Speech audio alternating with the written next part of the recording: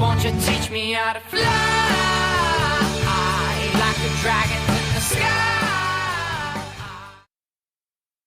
Hey, it's Joel. I'm here with the Taproot Therapy Collective podcast, and I today am going to be embodying the archetype of the trickster and the mad prophet. I'm here with James Waits, who's going to be embodying the hero and everyman protagonist, and then Alice Hawley, who will be embodying the divine feminine and the Earth Mother archetype for our discussion on dragons. But one of our therapists, James, has written a short story. I'm going to read an excerpt to get us started here. This is the story of Ames Weightless, the warrior. Ames Weightless, the warrior of renown, scaled the craggy cliff, his muscles rippling underneath the black leather of his armor and gambeson that girded him against the dangers of the mountain. He cast open the heavy doors to the dragon's lair, unsheathing his trusty wand, Pointer. "Who are you?" the dragon scowled. "How are you able to make it through my layers of bureaucracy? I am the worm, known as Wind's Chaser. I live on this peak, above a cruel labyrinth of bureaucracy. In many years, no one has ever cut through the web of red tape I wove to protect this place." "I am different," Ames exclaimed. "I am from the age of millennia," the dragon gasped. "A millennial, from the land of IPAs, wide leather belts, and the dulcet tones of sad but strangely upbeat folk music with stomping in it. How have you made it here with your clear glasses and revolutionary ideals? How have you survived the crushing downward mobility I have cast on your age? But it is no matter. I thought my cronies had done a better job gatekeeping. However, you will never unlock this chest here." The dragon gestured towards a glittering box with its majestic talons that it was beholding. "I did not need to," Ames exclaimed, "for it is not your treasure that I need. The treasure I carry inside myself and my bespoke leather wallet." The dragon gasped and recoiled from the light as he produced the sacred talisman, a license to practice social work anywhere in Alabama. So it's a really beautiful prose, James. Like, we appreciate you being vulnerable, sharing some of your writing with us there. James didn't write that. I hope you did, or AI. That'd be great. So today we're going to be talking about dragons and this kind of some of the ideas of dragons and culture metaphors. Before we get going, do y'all have any associations? Anyone read fiction about dragons or consume dragon media? But we do kind of a pop culture dragon thing. Anyone have any kind of associations that come to mind? I mean, the only thing that I always think about is Falcor from Neverending Story, like the luck dragon. And is that the dog? I don't know the Neverending Story once as much. Is that like the dog dragon? That is it's the dog looking thing, but he is considered a luck dragon. So it's considered a dragon. Okay. Yeah. Alice, you got anything? Oh man. I'm not I haven't been steeped too much in fantasy young adult novels, but so my dragon lore is probably limited to like How to Train Your Dragon, and then I have all this divine feminine kind of dragon lore there, but kind of in the pop culture realm. I don't have otherwise a fixation on dragons. Well, and we can get into that. I'd like to get into some of the somatic stuff of the divine feminine and how that shows up. But so the history of it that I think is interesting is if you look at people who are coming from kind of a depth psychology background, generally like the assumption that is going to be made when they're studying like the origin of consciousness and like how people evolve to basically become sentient, realize that they're alive, separate from the natural world, like all of those things. They're making a lot of parallels, sometimes rightly, sometimes wrongly, probably in a way you couldn't ever prove, about how when a baby is born, the baby comes into the world and it doesn't really know that it's separate from mom. It doesn't really know what it is yet. It is not individuated. And then slowly as it becomes, 1, 2, 3, the baby starts to realize like, oh, I'm my own thing in the world and become conscious and all of these things. And so a lot of the early myth work around dragons and the kind of story of humanity is viewing humanity as having kind of done the same thing, has come from a place where they're a part of the natural world, part of the animal world, and then slowly kind of like separate. And in that process, you see something that is similar to what an infant that is sort of coming into consciousness would be doing. And so when Jung or Edinger and Neumann any of those people are writing, a lot of that is what they're writing about. And one of the ways that they do that is that if you look at mythology, one of the first places we see dragons is embodying this kind of like archetype or association with like a powerful, usually female and also like natural world that's like nature. And then as consciousness and like the ego develops, there has to be like a,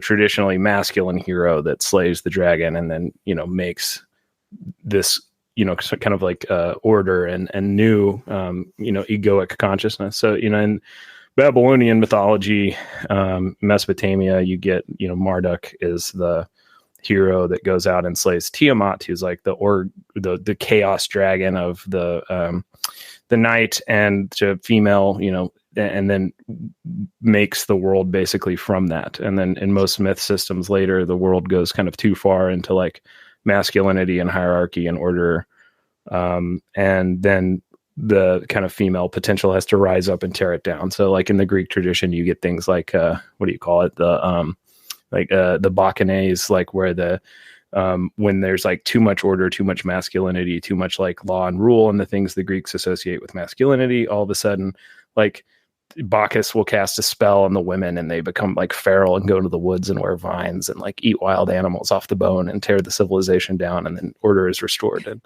And so when depth psychologists are looking at these things, it isn't kind of like boy girl, masculine and feminine. It more is like understanding that all people have both of these forces, and the gendered language you can take or leave because it's maybe a little bit dated, in some respects. And it more is about the kind of assertive and ego principle, and then the more unconscious, passive maternal principle of long-term thinking and long-term growth and things that in the ancient world are associated with women. So I don't know. That's kind of a jumping off point. What do you guys have from there? No, I think it's interesting that we have all these stories of like kind of world creation or destruction myths regarding and centered around dragons or type of reptilian type, things. So that's very interesting. And then, trying to think of Thor and God, what's the world eating snake? Him defeating that. Yeah, I think it's just the mid. Yeah, okay. So I learned it as Midgard serpent, but you're right. It's Jormungandr, or however you say that, a monstrous creature. Yeah, Loki's generally a trickster in Norse mythology, so he's associated with all these things that are like not great, but kind of inevitabilities.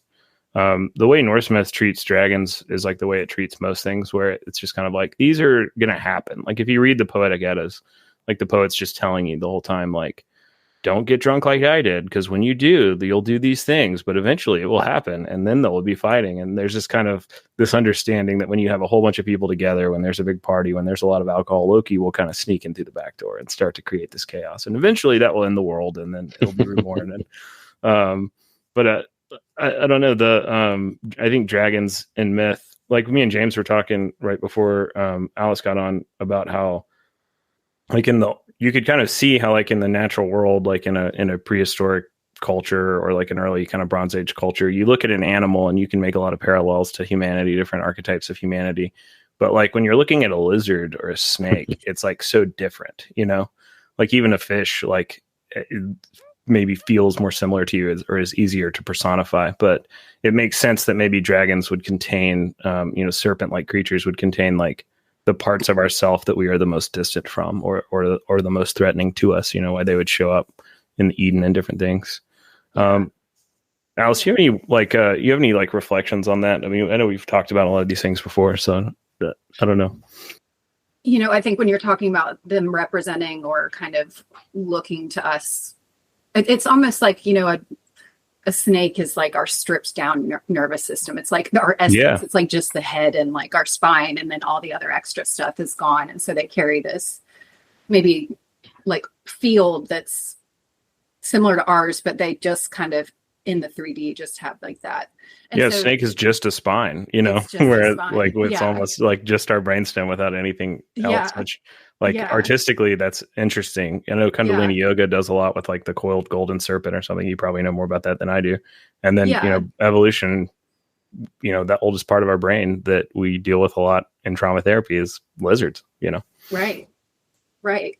Yeah. And I think it is that, yeah, there is, and I think it's like the rest of, once you get away from, and we've evolved away from like the serpent, we've done all these things to create our body to kind of fulfill things that maybe the serpent, I don't know. It's hard to put in words, but yeah, Maybe I it's think more primal or older. that it's more primal. Yeah. More primal. But like, it's like, I don't know, almost like interdimensional. Like there's sort of like a layer to like their existence that we can't see. Like we just see like and I think that's like, but that's just like the beingness in the earth maybe. And that's like kind of the reptilian or like the reptile part of the brain. And I can then start thinking about reptilians, but the reptile part of the brain, that's just all based on like fear. It's like, fear-based, totally like response is all. Yeah. And can't make slow movements, Right. like if you look at a chicken or something that doesn't have the more mammalian parts that we have, like their head just kind of jerks around. If they want to look at something, they can't slowly be like, what's up? Like they have to just kind of jerk, and they have these inherently reactionary type of processing. It's almost like an antenna, like the snake is picking up this information, whether that where that transmission comes from, I don't know, just the deep patterns of the body or something else. But there's a lot of hay made with that, and kind of polyvagal theory, newer trauma, medical stuff, but also in new age and spiritual movements, you see that a lot. James, do you have anything? Not that comes to mind based off that, but that does no, the medical aspect of, paramedical aspect of who we are and our lizard brain. And I was actually thinking about that, like the snake and its skeleton is just a head and a spine. But if you strip away all that we are, our head and spine just kind of go hand in hand together. So we're little snake people. Do you know am I wrong about that yoga stuff? Like, doesn't Kundalini have something to do with like the snake as like an image? I know I've seen that in different methods. Can you say anything about that? Kundalini and Kundalini yoga, or Kundalini energy is represented by a snake. It's a serpent. It's coiled in the base, seen as like this. It's kind of this extra dimensional energy that's not literally coiled in the base of your spine, but it rests there in the energy body. And you can have there are different things that can happen in your life that can activate your Kundalini. You can have like trauma experiences, or you can meditate your entire life and like have a Kundalini awakening that way, very slowly. And but it's represented by the snake, and it is seen to it rises up the spine when you release it. So you release it like with yoga or with other practices, and rises up the spine and into the pineal, and activates the pineal gland, and then the energy starts flowing back. But it's all about the snake, like initially, like slithering up the spine. Do you have any personal experience with that? You feel comfortable talking about like the feeling or the phenomenology of like when you make? Because I know that I think my wife does Vispanyana or something, but there's like a lot of different schools of thought in yoga, and Kundalini tends to be the one that's trying to about removing an obstacle, making a breakthrough. And generally, like, I think models of like somatic and experiential therapy that are more pushy have more kind of potential to be transformative, but also are a little bit more dangerous, in how you go about them, because you're activating all of this, energy that is some intuition, some trauma, I don't know. Yeah. And Kundalini yoga, it's very, the dragon energy is in there. Like, it's breath of fire is the backbone of Kundalini yoga. And that's, essentially we are like using like heating up the body, oxygenating the blood and flushing everything out, our trauma and everything, using this particular breath. So there's a lot of kind of like burning away trauma, burning away imbalance in that practice.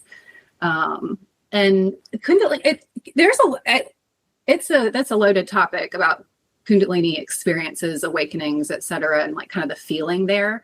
How so? I think there's a difference between like a full-blown Kundalini awakening, and then sometimes people just have like a Kundalini experience that's like a very, like, I think I think some people who are doing like ayahuasca or something might be having a Kundalini experience, but it doesn't necessarily like where your energy is released from the base of the spine, and suddenly you have access to all this greater consciousness than your average walking around person. That's what we're talking about, is like awakening your consciousness and making you awake within the reality. But I forgot where I was going. But, How do you see as like the difference between those? Is one good? Is one bad? So a Kundalini awakening is when you've actually integrated all that stuff. So if we can take using ayahuasca as an example, maybe, and I don't have experience with ayahuasca, just using it as an example, like that is something that opens up your consciousness and gives you access. And there are many other things and practices, and particularly like just breath work and things like that, but give you access to higher consciousness, where all of a sudden you kind of know answers to things that you didn't otherwise like. Is it more of a remembering what you knew already and kind of a clearing away, or is it an actual like view it's like an insertion of new information? Initially it's like remembering, I think, like what you're saying, remembering what you knew already. But there is this sense of like there's the fire kind of burning away the stuff that isn't relevant anymore, and then it's like all of a sudden you get all the pieces are like your brain connects parts of puzzles that you never really realized your brain was working on this whole time. Mm-hmm. So that happens. But then when you have a full-blown Kundalini awakening, you've kind of flipped into where your brain is naturally hooked into higher consciousness as you're walking around, and not just like for a few hours. It's like you've actually fully awakened and cracked into, and it's like when it's released, when the energy is released from the base of the spine, it goes up, and then you want to channel it back down. But basically there's like, you're trying to eliminate, like there's an echo that happens like from the signals going up and down the spine. And so you're eliminating the echo. When you say echo, do you mean that the body isn't able to hold like the new kind of potential, or the new potential for cognition or somatic reaction, or what do you mean? Yeah, I literally mean like if there's a, you feel like an up and a down. I literally mean an echo from, and I can't think of the language, but like all the way up and down your spine that carries signals. That's always going up and down and up and down and up and down in our spine. But if you activate your Kundalini energy, you activate it totally so that it's not having to send signals back and forth. This is also like breaking the bridge between the right and the left hemispheres of the brain. Like it's overcoming that. So there's no longer an interference pattern there. And then you suddenly have access to, and then in a real Kundalini awakening too, you're also like, not only are you remembering stuff that's like suddenly things in your own life are making sense, but everyone has different experiences, but you might have insight on, or like feel like you're remembering things that never happened to you before, like things from the history, things from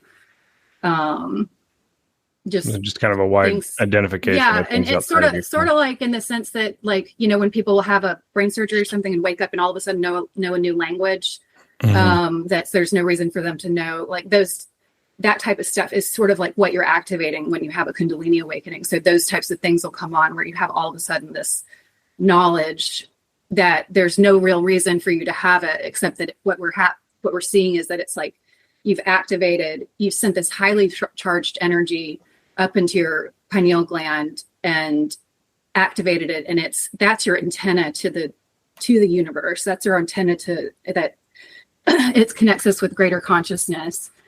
Is the pineal gland, and it's also the one that's responsible for circadian rhythms and melatonin production, and but that is it's not studied. I mean, I don't know. It's just like, it's not studied, but, but it's not, I don't think it's given as much credit as it needs to, because I think it's just largely misunderstood, because it's hard to wrap your head around concepts like people being able to just intuit all of a sudden have a download of an entire language, for example, or something like that.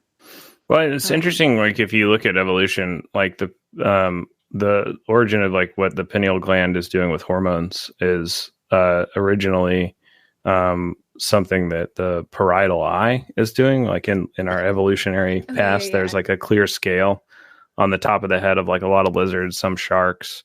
But in the past, that was a lot bigger of a thing. But there is this whole like part of the brain that is primitively trying to process like a cosmology, like awareness of the world around you, like the lizard. Because one of the things the parietal eye can do is detect the polarization of light, which tells you the time of year it is, because the sun will go through different amounts of clouds. And so, a snake or a lizard with a parietal eye, Komodo dragons still have one, will handle the same environmental stimuli to mate or eat or hunt or travel differently at different times of year based on this felt sense of the world around it. And so there are, it's neurologically possible, hard to prove, that there are these kind of deep brain structures that are still, gauging all of this information about the world. We lose the physical eye, as the mammalian system takes over, but we still have this kind of cosmology making part of, our deep brain. I think that a lot of people contact with different types of language, different things. I mean, James, last time you were talking about how you had a lot of patients that when they were healing trauma and working with you, that they had like an increased creativity and kind of an openness to spirituality that was almost scary or disconcerting. It seems like in what Alice is saying, there's a lot of room for what like the Buddhists might call spiritual bypass, where somebody sort of co-opts the language of an actualized person that has a genuine revelation or vision or, something sustainable. And then they take the language and they start to just kind of grift and, you just, because you're talking about something you can't quite talk about or you can't quite prove. And so there's within that, you have people who borrow the language of, I don't know if you're familiar with, that's a question. So I'll stop. Yeah. No. Yeah. So yeah, I think that when you get to that point of connection and try to figure out yourself, there's a lot of scary things, and it kind of equating to, almost kind of like shadow work in that sense of, when you get so connected and fight and, work through all these things that you've come to kind of therapy for, it's getting kind of comfortable with not necessarily your alternate self, but, that shadow aspect of you, which is a lot of kind of, it kind of reminds me of that somatic feeling of how do I feel gross? I don't, I'm not gross. I feel gross. And then, that you could be both at the same time and kind of incorporating all that. And when we were talking about kind of like being able to sit in paradox or tension of opposite parts, have two parts of you, the multiplicity of self becomes more, I'm not trying to put words in your mouth. I'm asking if that's what you mean. Well, kind of, sitting kind of in the paradox of kind of, but then you work through being okay with that uncomfort, and not in a weird way, but kind of, you have to accept that part that is still wholly you and still kind of all of you. But, but it's that realization, it's that it's that thought, it's kind of being that conscious self of, yes, I mean, being okay and not okay at the same time is a very interesting feeling. And not necessarily through trauma, but just in general. I think of it like sitting on a comfy couch, like you're sitting down, but like it may be made of wool and it's very, you don't like that feeling, but you're still resting. And so being okay with like, okay, I am sitting on the couch and things like that and working through that. But it kind of, when we were talking about dragons, it was kind of that thought, and I was doing a lot of like looking into kind of that shadow aspect of how dragons and things like that, and kind of equating that to it. Like in a lot of things, dragons are beautiful, but also bring destruction and all. Yeah. Or they hoard things.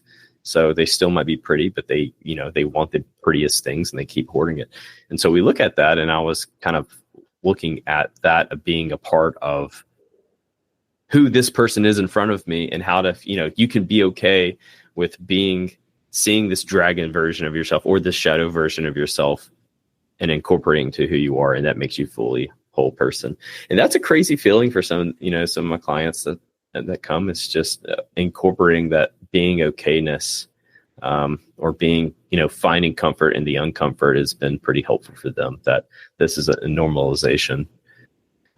So it was interesting that when we talk about dragons, it's kind of looking at that, like even in kind of pop culture, that when we see dragons, we don't get scared. We are like, it's a dragon, every time something pops on the screen, so it's kind of looking at that's how we should treat ourselves, in a sense of, we're not, oh my God, fearful. It should be, this is us, this is normal for us. So, yeah, I think there is so much of like seeing dragons as a part of ourselves we don't understand, that gets a lot of hay made with it, and different, fiction and mythology traditions. A lot of times, like, the dragon is both beautiful and terrible. It symbolizes some kind of inevitability, but also there's a beauty in that, or some part of you that is scary, but, ultimately rewarding.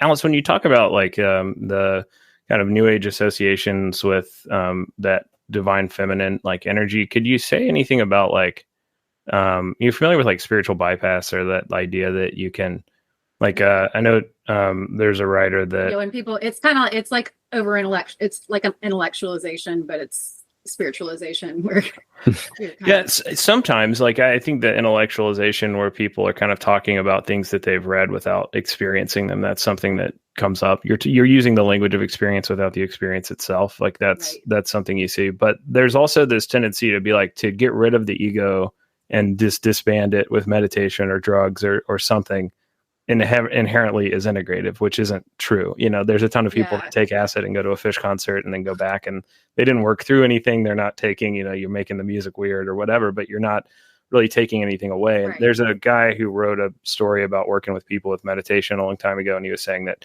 these people would take 2 years off life and go to Thailand, and some of them would come back and they'd be totally different, but they tended to realize that meditation wasn't the point, that like you were kind of the point. The people that were like, well, I came back and I had the same fight with my dad and I'm in the same toxic stuff, but I feel like I know everything because I meditated with monks for 2 years. Those were the ones where he felt like it was this kind of spiritual bypass of just as a nice trip or relaxation, turning everything off. But you're still there when you get back because you're not really using the opportunity to go in and slay the dragon and work with the shadow. You're just kind of turning off your ego and then turn it back on. I don't know. Do you see that? I mean, you work more in kind of spiritual communities than I do, I would think. I think and that's an interesting, I think there's an interesting line because, there is the hermit phase. Like, and so there is sort of there is this period in any person's, journey to enlightenment or journey to integration where you want to, where like the universe like asks that you cut yourself off from everything and go and remove yourself from your life, remove yourself from different, I say to people like remove yourself from social media, remove yourself, like stop watching the news, do all these things, and just go completely within. And so sometimes like from the outside, somebody who's doing that, like having a true hermit phase or has had something maybe in their life that was a catalyst for that, and they might choose to go. I'm saying there like several different things that could be happening here, but I think that there is like a legitimate version of like, people are saying like, this is a new me. Like there's something new here. Like I'm newly experiencing myself. And it's like, that's a person who's waking up in a life that they're suddenly like, okay, this isn't necessarily like what is reflective of me at all.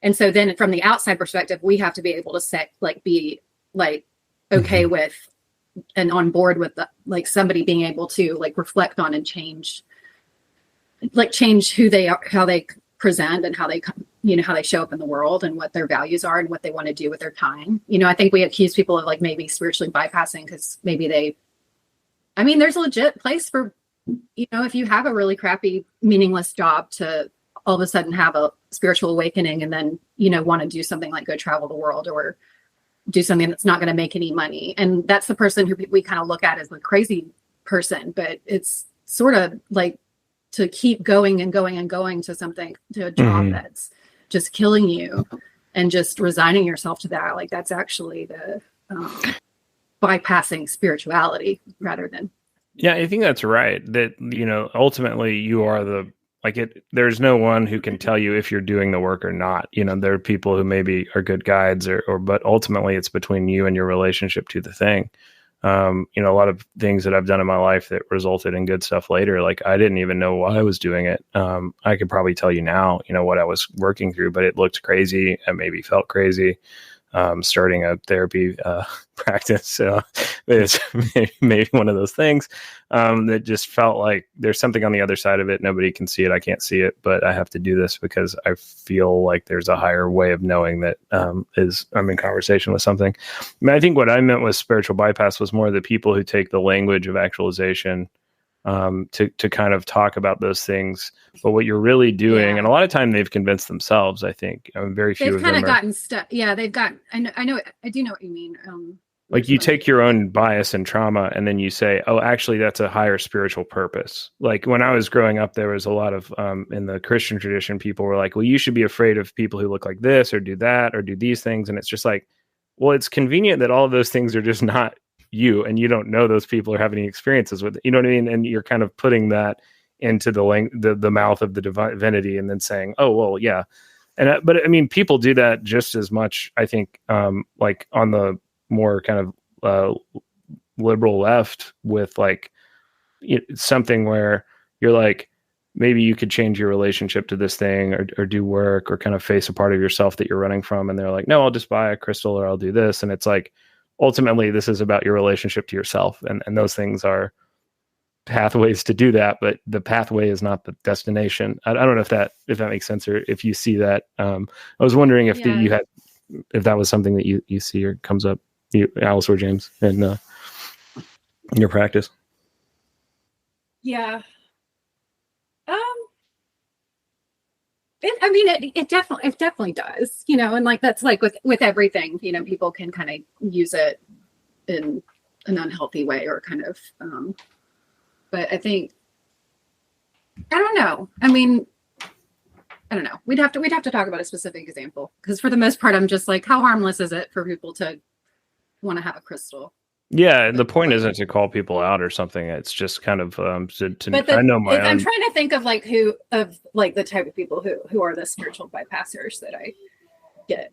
It's when people are the people who start getting high and mighty is those people who are, when you think you have power over other people because you're so enlightened. Yeah, that's when when you start preaching to other people, that's when you're probably spiritually bypassing. But at that point, you're not looking in the mirror.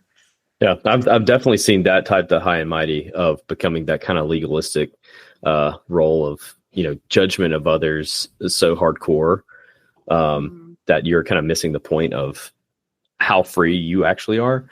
I've kind of actually, by pointing out that other people are not free, you feel like that feels like freedom, but it isn't. Yeah, you're just kind of counter to what you want. But I put up these two angry dragons on the couch because that's kind of like, that is definitely in the couples, is that, when a lot of people use that spiritual bypassing. That's a great example. When they're kind of looking at the other and trying to say, I've had it where it's like our relationship's failing because, that we don't have the same beliefs, or we're not on the same page in beliefs and all these things, and something so ingrained in them, and it kind of not accepting the journey that somebody else has. And then that person who's pretty angry with the other person with not being on the same page tends to have that legalistic role and kind of that judgment. And I point out, it's like, that's not what you're supposed to do. If you believe in this type of, that Christian God is the final judge, like, you have no place in judging. And it's weird that, they walk through their life with these moments of, I tend to be legalistic, and I broke away from that, and now I'm back again. I'm like, well, why do we come back? What, and it's kind of failure to kind of reflect on yourself in that sense. And it's kind of, you use that and say, oh, well, this is what it says, and they're not doing it, so we don't have to look at me. That's the speck in my eye versus the speck in yours, is that the Bible, says. But then there's also those, like, I think a lot of those lessons can be misappropriated from, especially like Eastern things, where you really, like something like marriage counseling, we're supposed to realize, relationship counseling, supposed to realize that we're out of touch with a thing that we need from another person, which is kind of why we're attracted to them, and we're accepting help, and that they are also doing the same. But what you can take a lot of that language that is about how you should take something bad happening to you or abuse as like a lesson, or meditate on compassion to justify abuse, basically, which is not really, I think, the point of those wisdom traditions. It more is to, when something bad happened to you, it's a lesson to kind of confront yourself, but that doesn't mean that you should go out and defend those things in the world or justify them in a way when you can change. So I don't know, when you look at like the way that the East and the West handle dragons, like especially in fiction, I think that is similar to kind of what y'all are saying, but our relationship to the ego, because like in the Western tradition, dragons tend to be bad, and they hoard gold, and they're very egoic, and they're very greedy, and they're just kind of beasts. Whereas like the Eastern tradition with like something like Taoism and the yin yang, like they're more likely to see bad, quote unquote, bad things as like a balance or a cycle.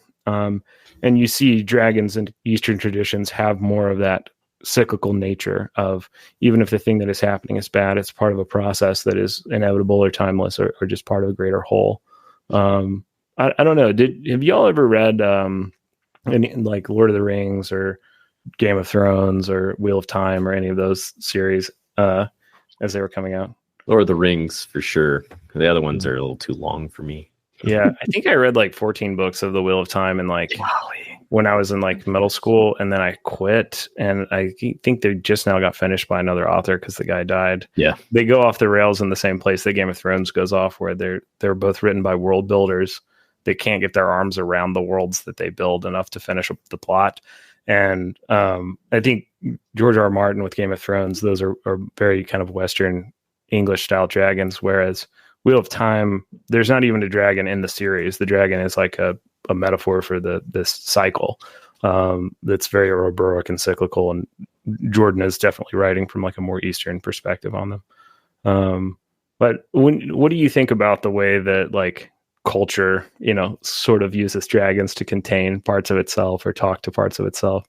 That was Game of Thrones, I think, had like a huge impact that like not even the author probably intended on culture. It was like everything that people talked about for 2 years before they quit. Why do you think that was? I mean, what do you think that speaks to people? Because it was like you had like accountants and like normies, for the lack of a better word, that were like supposed to be watching football, and they're like trying to talk to me in the hospital, by the water cooler about dragons. All of a sudden, it's like, wait, what's going on? Yeah. What do you think? What do you think that was about, or what is it that made that Game of Thrones something that was such a zeitgeist for a minute? I'm like, you tell me, because I'm like the only person who didn't. I don't know. I just don't vibe with it. I couldn't. It just felt too dark for me. But I know and I watched all of it. I was sort of forced to watch all of it. Oh no! And it sort of got, yeah. So I mean, and that's a whole other story. You suffered with the dragon of Game of Thrones. That's a whole different. That's a different trauma story. So yeah, but yeah, I don't know. Because I sort of I didn't really understand. They're not like. How there's not really like a resolution towards good that, and I don't know. Yeah. I had an ex who had been very into those books, in the early 2000s, and was like early Reddit, like following, like very into like following everything George R. R. Martin was doing. And I just couldn't ever get into that. I could never get into it. And then it turned into such a huge deal. And one of the main writers went to my high school here in town, Indian Springs. One of the main oh wow, yeah. And his episodes were always really good, but I was just like, they were really well done. But I don't know. There's something dark, and I'm just not sure. I'm always like, well, what's wrong with me that I can't do it? I'd kind of like to do a longer episode on them because I think they're complicated. Yeah. But yeah, James, you have what is your experience with Game of Thrones? I have not read them, but I watched the series, and it's a very interesting I actually, so one crazy thing about me is that I love spoilers. So I will look at Probably be some Game of Thrones spoilers, FYI. Hit yeah. pause if you Well, no, don't want to no, know. I'll try not to. I love spoilers, and so if a series comes out, I usually typically didn't watch it until it was done, and I would just like read what happens in the series, or if a good movie comes out and definitely goes in theaters before I went to before I'd go to see it, I'd actually read the actual plot of the movie, like the full end. Yeah. So Game of Thrones was the first thing, kind of the first type of series that I did not read spoilers on, because I know I could just Google it and see what happens in the book, but then it was so intriguing that like the whole books versus TV shows and TV series was kind of just like, oh, we'll see if it goes in the same direction as the book. So I didn't want to like read one thing and then the series be about another.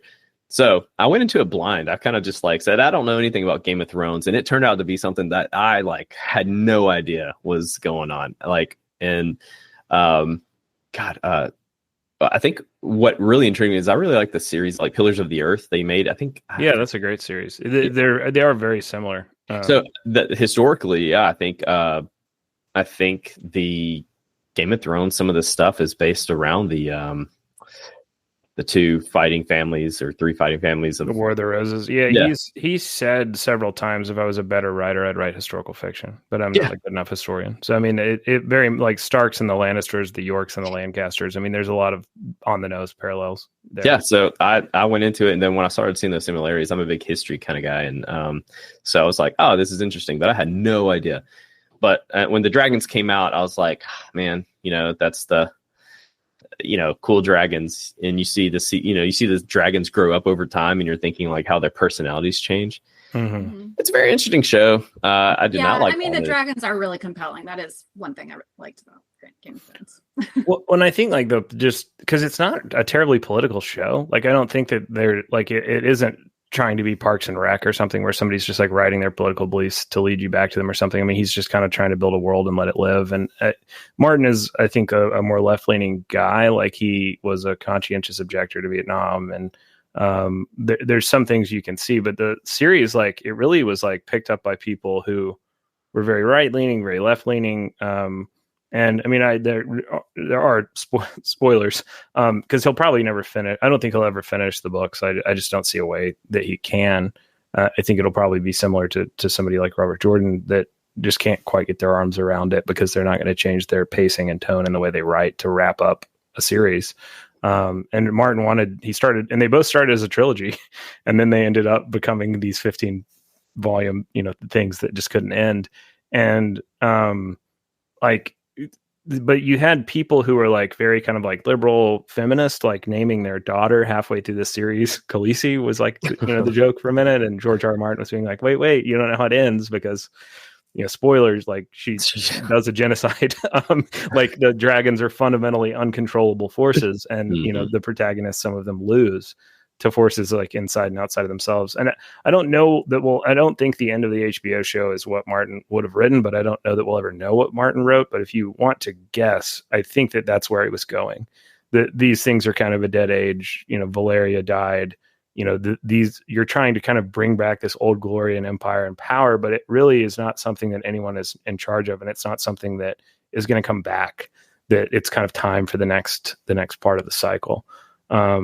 And I think when he says, I love Tolkien, but I'm not ever going to do Dark Lords, I'm not ever going to do good versus evil, like the White Walkers are not just the orc army, there's more nuance here. That's what he means, is that he was trying to write a different type of fiction, but we may never know that. So you can't say that I'm wrong. Don't email me. And then the prequel series that's going on, that's still is all about the dragons. And then you're thinking, I get too deep in the weeds with that of how did they just become extinct? And by the time that Game of Thrones picks up, there's only eggs, and then bones of other dragons. But in the current series, it's just like, man, there's a lot of dragons and like the riders and stuff. And then you think about like, what if they lived, or what if they were different? What if they were kind of like the Eastern luck dragons instead of just like the medieval type the fire breathing dragons and how different Game of Thrones would have been.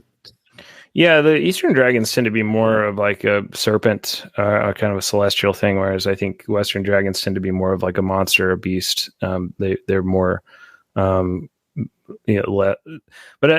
what you're talking about in Game of Thrones, I think that's like one of the places where the world building does work for me, because if we ever do a longer episode on that, there's a lot of places where it doesn't. Like one of them is they say that because the winter is really long, like the winter can last a super long time, it's like held the culture back. And I'm like sitting there like with the like anthropology history lens being like, no, like you can't, like you're saying that for 2,000 years you've been stuck in the medieval times because the winter is cold. Like there's no way in a literate culture to just like, that would just be like, because we had a 2-year winter, we're still in like Bronze Age technology of like Jesus. Like that just doesn't work for me as world building at all.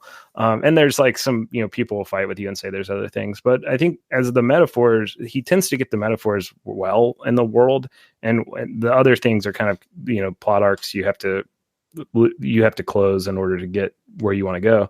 But I mean, when you're saying that, why do the dragons die out? I mean, a lot of the extended universe stuff says that they're wild animals and they need to fly around and eat stuff. And that they have this ability to bond with Valerians. The Game of Thrones dragons are kind of racist. So you have to have the right genes or they don't like you. But these people, he kind of writes about them like the same way people write about like horses, that they're like, you have this magical connection with the horse and it bonds with you or something. But like when they try and make them basically Imperial weapons and build the dragon keeps and feed them all this stuff, they die out. They're not able, they have to be, out there and alive. And then the books, I think, do a better job of that than the show does. Kind of explaining that they're trying to make something that just is not sustainable, basically. But there's good commentary in there somewhere, Yeah. Yeah.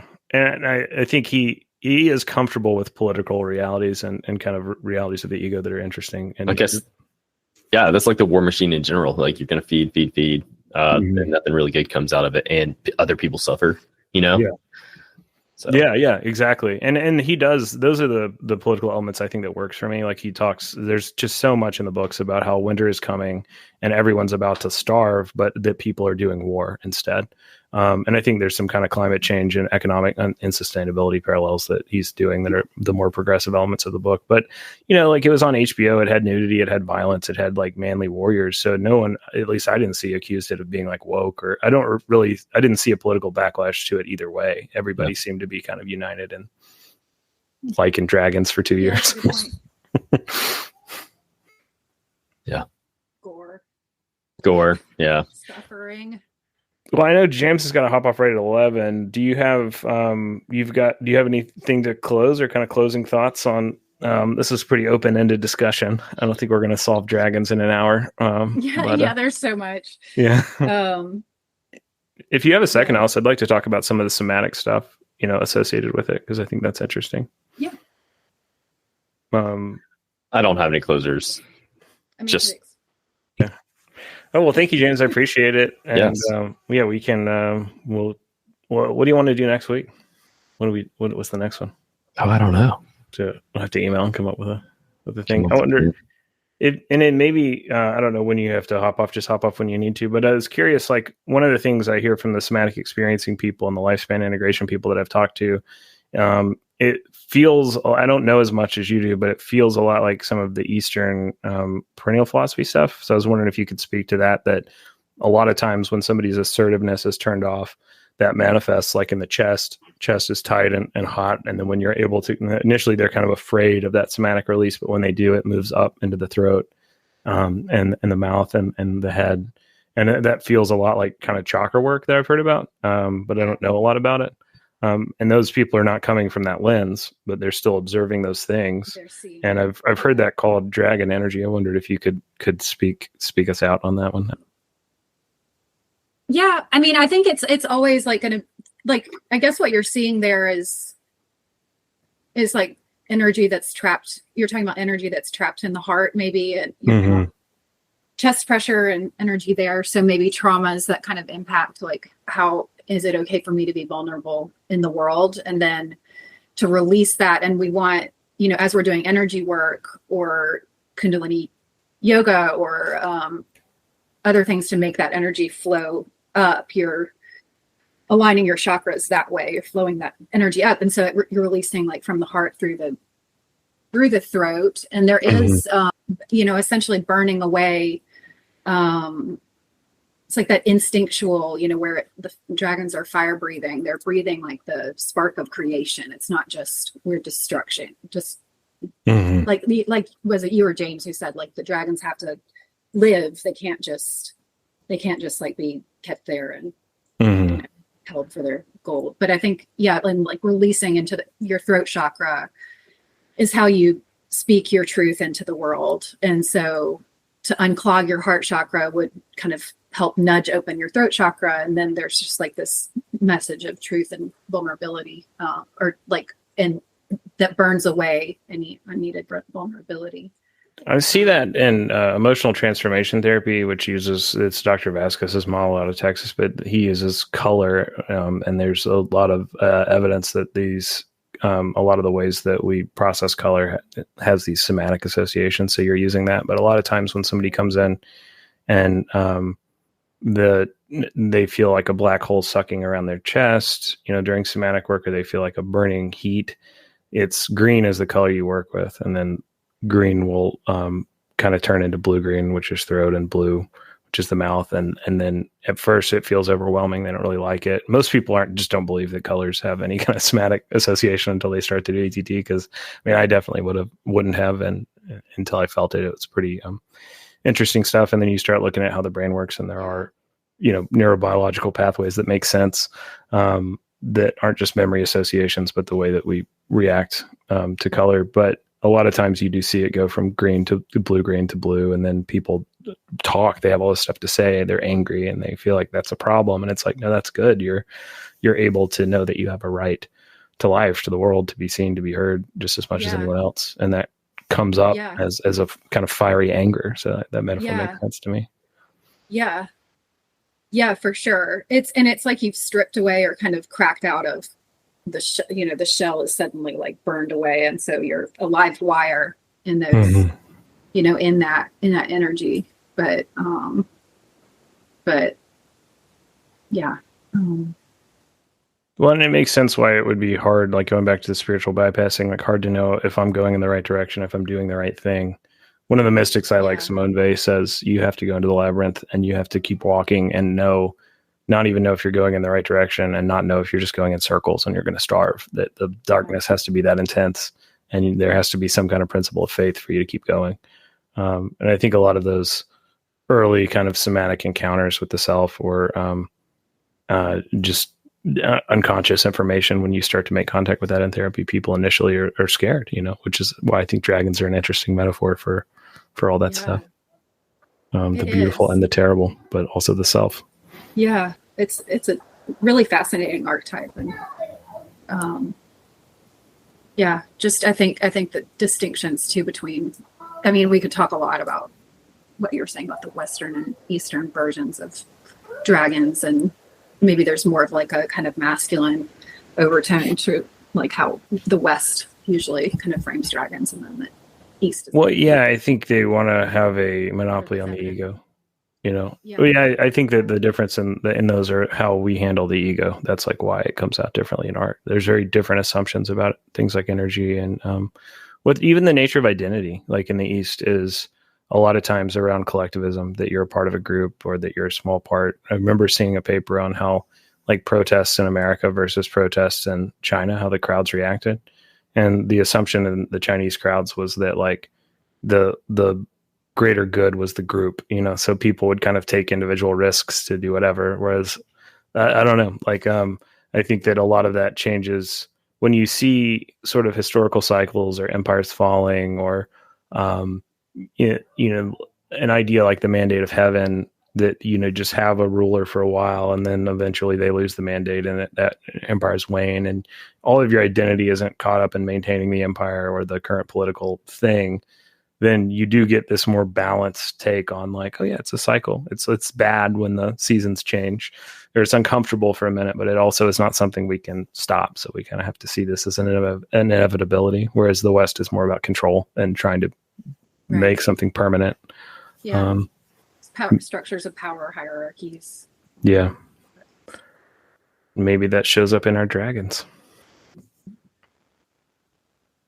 I was thinking about this is just really random. Back when you were talking about the parietal eyes, like making me remember. Is that like where like we have a fontanelle? Like, is that the same place? I don't. That's a good question. I don't think it's where the skull stitches in infants. I think my guess. I don't know that, but my guess would be that we lost that long before that, because a lot of that is a result of having to not be born in an egg. That you kind of come out, you have to be like live birthed, and then the body has to account for all these changes there. So I think the pineal system is probably pretty established long before that, but that would just be a guess. Well, and I think so, not necessarily that it's like, but like energetically that it might be the same. And then I meant to say this a long time ago, but in Kundalini yoga, or in different yogic practices, many different spiritual practices, you cover the head, like the fontanelle. That's like, that is your antenna, that's your crown chakra, is that same place. And so it is sort of, we're kind of talking about the same thing, I think. That parietal eye of, sort of our dragon energy. Yeah, I forget the name of the tradition too, but that's one of the reasons why I think bringing up a lot of the New Age stuff is important, is it shows up in all these cultures without any kind of idea exchange. So people are coming at these same ideas. And there's like a mystical Jewish tradition about like making yourself a root between heaven and the earth, and like the top of your head becomes purple, or it just depicted artistically purple. And I forget the name of that one. I had some clients that were into it, about 10 years ago. But a lot of those have to do with you. What would you say? Like Kabbalah, something? Yeah, it's similar, but there's a specific name. I'm not remembering. But there's something about that. You basically root your body to the earth, your bottom and your legs and your posture, until you feel the top of your head, kind of turn on. Yeah. In those, I don't know. I mean, it's kind of interesting, in those traditions, that's, you're protecting like your spirituality and things. And you kind of do notice, like going out in the world, that there's sort of a difference when you have something on your head. Not like I've been in like trauma healing. It's kind of nice to have something on your head. And then in yogic practice, you like your hair is your antenna. And so is part of your cosmic antenna, clairvoyant antenna. And so if you're going out in public or doing your yoga, you're supposed to put it up. For men, it's like right at the top of the fontanelle, like you feel it there, and that protects your crown chakra and your.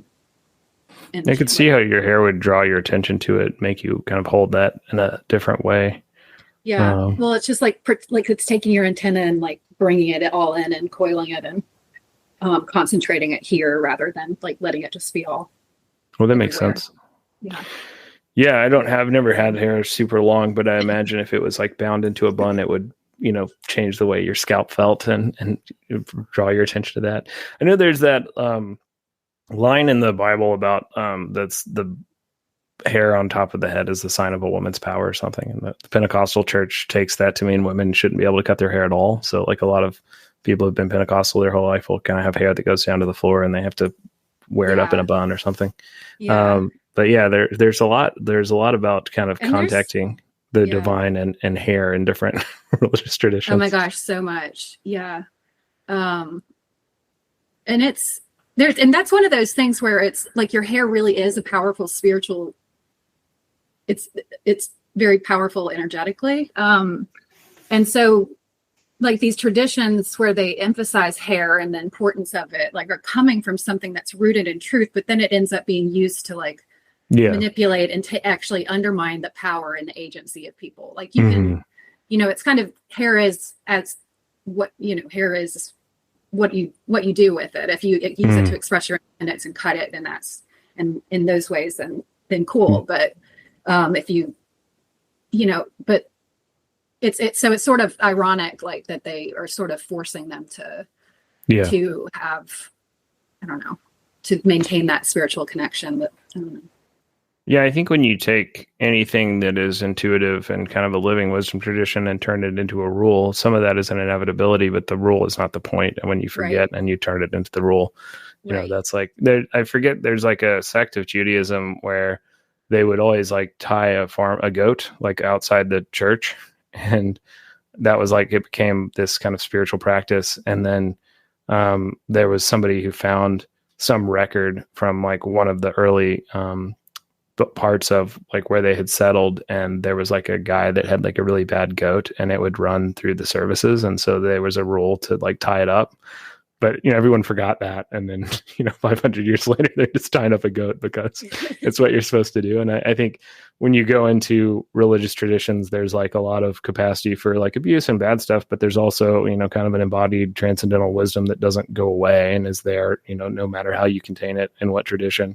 And then there's also stuff that's just kind of silly and fun like that, when you look at the way people make meaning and some of the absurdity that goes along with that. Like, oh yeah, and humor is the best way to make meaning in and of itself. So, and interesting to end on hair too, because if you look at the biggest difference between reptiles like dragons and mammals, what are the things that we don't lay eggs and we have hair?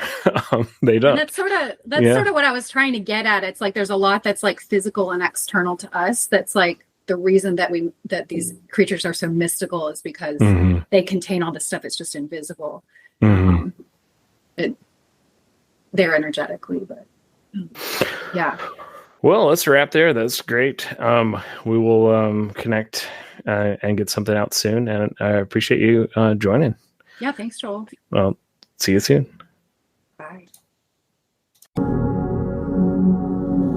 Hey guys, I wanted to pop in here to give you a quick reminder that we do this podcast for free, and there are significant expenses associated with it, including the biggest resource in my life right now, which is time. One of the things that would really help us, and hopefully would help you, would be to check out one of our sponsors, Hardy Nutritionals. Hardy is a vitamin company that I never encountered the advertising of. We heard over and over again from multiple people with treatment-resistant anxiety and dopamine disorders like bipolar disorder and other things that they had tried everything and Hardy was what worked. And so I checked them out, and they have really good research. I'm not a fan of a lot of the BS that's in the supplement and wellness space. Hardy paid for a lot of research on their product. And when I ordered some for myself, I saw a big difference in my life. And my wife made fun of me, thought I was going to be Alex Jones selling vitamins on the radio. And when she tried them, she really liked them too.